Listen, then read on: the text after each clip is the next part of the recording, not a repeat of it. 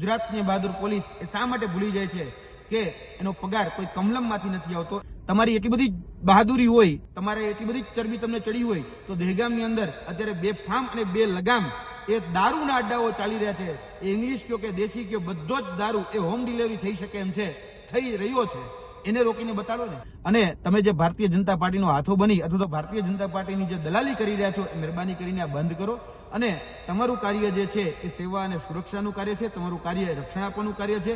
ક્યાંક ને ક્યાંક જે ખેડૂતોને જે પ્રતાડિત કરવામાં આવી રહ્યા છે તો તમને બહુ સ્પષ્ટ શબ્દમાં કહે છે, દહેગામની બહાદુર પોલીસને કહેવા માંગુ છું કે તમારામાં જો એટલી બધી બહાદુરી હોય, એટલી બધી જો ચરબી હોય, એટલી બધી જો દબંગાઈ હોય તો દહેગામની અંદર જે બેફામ અત્યારે જે ડ્રગ્સના ધંધાઓ ચાલે છે એ ડ્રગ્સ માફિયાઓને પકડીને બતાડો ને.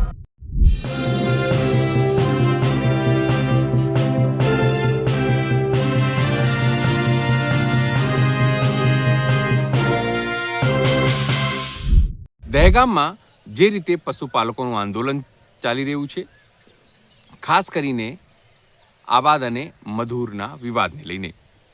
તમને છે કે આબાદ અને મધુરનો વિવાદ શું છે? તો આબાદમાં જેમનું દૂધ જતું હતું, જેના કારણે તેઓ વિરોધ કરી રહ્યા છે કે આબાદમાં એમને દૂધ નથી નાખવું, મધુરમાં દૂધ નાખવું છે. આબાદે સ્ટે ઓર્ડર લઈ આવ્યા હતા આબાદના સત્તાધીશો, પણ મધુર જે ડેરી છે એ દૂધ નથી લઈ રહી. સ્થાનિક ખેડૂતોનું કહેવું છે કે દહેગામ ગાંધીનગરમાં આવે છે, એટલે ગાંધીનગરની જે ડેરી છે તે મધુર ડેરી છે અને મધુર ડેરીમાં તેમને દૂધ નાખવા દેવામાં આવે તેવી માંગ તેઓ છેલ્લા ઘણા સમયથી કરી રહ્યા છે, આંદોલન કરી રહ્યા છે.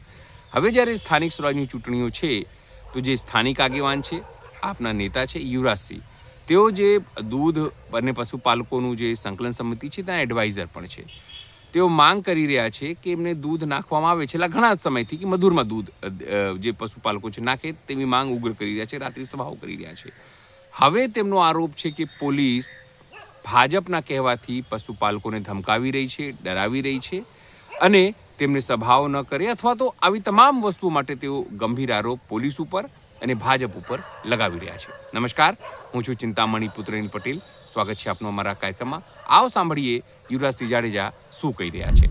નમસ્કાર, જય હિન્દ, જય ભારત. હું યુવરાજસિંહ જાડેજા. ગુજરાતની બહાદુર પોલીસ એ શા માટે ભૂલી જાય છે કે એનો પગાર કોઈ કમલમમાંથી નથી આવતો? એનો પગાર એ સામાન્ય જનતાના ટેક્સના પૈસામાંથી આવે છે અને એનું કાર્ય એ કાયદો વ્યવસ્થા જાળવવા માટેનું છે, એનું કાર્ય એ સુરક્ષા આપવા માટેનું કાર્ય છે. પરંતુ એ ગુજરાતની બહાદુર પોલીસ અને એમાં પણ ખાસ કરીને દહેગામની જે બહાદુર પોલીસ છે એ ક્યારે પણ જે ખેડૂતો છે, પશુપાલકો છે, જેનો અત્યારે વર્તમાનનો જે પ્રશ્ન છે એને તો ક્યારેય વેદનાના વાચક નથી બની શક્યા. પરંતુ ગતરોજ જે બારૈયા ખાતે જે કહી શકે ભારતીય જનતા પાર્ટીના જે ઉમેદવારો જે મત માંગવા માટે આવ્યા હતા, એમાં ખાસ કરીને ધારાસભ્યશ્રી પણ ઉપસ્થિત હતા, તો ત્યારે કહી શકાય કે બારૈયા ગામના જે ખેડૂતો અને પશુપાલકો જે છે જે પોતાની પીડા, પોતાની વ્યથા રજૂ કરી રહ્યા હતા, આજે એને પોલીસ દ્વારા ધમકાવવામાં આવી રહ્યા છે, પોલીસ દ્વારા એને ડરાવવામાં આવી રહ્યા છે, પોલીસ દ્વારા એને કહેવામાં આવ્યું છે કે તાત્કાલિક ધોરણે પોલીસ સ્ટેશને હાજર થઈ જાઓ, નહીતર અમે તમને ઉપાડી લેશું. આ પ્રકારની વાત એક દહેગામની જે બહાદુર પોલીસ જે છે એ સામાન્ય જે ખેડૂતો જે પશુપાલકો જેના દીકરા અને દીકરીઓ સાથે કરી રહી છે. એ દહેગામની બહાદુર પોલીસને કહેવા માંગુ છું કે તમારામાં જો એટલી બધી બહાદુરી હોય, એટલી બધી જો ચરબી હોય, એટલી બધી જો દબંગાઈ હોય તો દહેગામની અંદર જે બેફામ અત્યારે જે ડ્રગ્સના ધંધાઓ ચાલે છે એ ડ્રગ્સ માફિયાઓને પકડીને બતાડો ને. તમારી એટલી બધી બહાદુરી હોય, તમારે એટલી બધી ચરબી તમને ચડી હોય તો દહેગામની અંદર અત્યારે બેફામ અને બે લગામ એ દારૂના અડ્ડાઓ ચાલી રહ્યા છે. એ ઇંગ્લિશ કયો કે દેશી કયો, બધો જ દારૂ એ હોમ ડિલિવરી થઈ શકે એમ છે, થઈ રહ્યો છે. એને રોકીને બતાડો ને. દહેગામની અંદર જે ભારતીય જનતા પાર્ટીના ઈશારે બેફામ ડમ્પર માફિયાઓ ચાલે છે એને રોકીને બતાવો ને.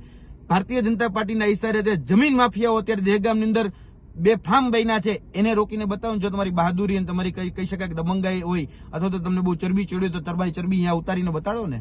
ખરેખર જ્યાં બિચારા નિર્દોષ છે, જે માસૂમ છે, એને પ્રતાડિત કરવાનું કામ અથવા તો એને હેરાન પરેશાન કરવાનું કામ, એની સામે જોહુકમી કરવાનું કામ કે એની સામે દાદાગીરી કરવાનું કામ એ જોવા જઈએ તો નમાયલાપણું છે. અને તમે જે ભારતીય જનતા પાર્ટીનો હાથો બની અથવા તો ભારતીય જનતા પાર્ટીની જે દલાલી કરી રહ્યા છો એ મહેરબાની કરીને આ બંધ કરો.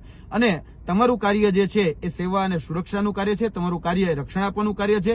ક્યાંક ને ક્યાંક જે ખેડૂતોને જે પ્રતાડિત કરવામાં આવી રહ્યા છે તો તમને બહુ સ્પષ્ટ શબ્દમાં કહીએ છે કે દહેગામનો ખેડૂત એ એકલો નથી. દહેગામના ખેડૂતો સાથે અમે ખભોથી ખભો મિલાવીને દરેક નાગરિક જન એ ઉભો છે. દહેગામના ખેડૂતોને જરા પણ જો હેરાન પરેશાન કરવાનું તમે વિચાર્યું પણ છે તો યાદ રાખજો, આ જ દહેગામની અંદર જેલ ભરો હજારો આંદોલન કરવું પડે તો એના માટેની પણ અમારી સંપૂર્ણ તૈયારી છે. એટલે મહેરબાની કરીને કહીએ છીએ કે ખેડૂતોના દીકરા દીકરીઓને ફોન કરીને એ હેરાન પરેશાન કરવાનું બંધ કરી દેજો. જય હિન્દ, જય ભારત. યુવરાજસિંહ જાડેજાની વાત સાંભળીને આપને શું લાગે છે જરૂરથી અમારા કોમેન્ટ બોક્સમાં કોમેન્ટ કરજો. એ સિવાય અમારી યુટ્યુબ ચેનલ લાઈક કરો, સબસ્ક્રાઇબ કરો, બેલ આઇકન દબાવો. સાથે અમારી વેબસાઇટ છે www.gujaratpress.in. ત્યાં પણ એની તમે વધુ અપડેટ થઈ શકો છો. અત્યારે માટે બસ આટલું જ. નમસ્કાર.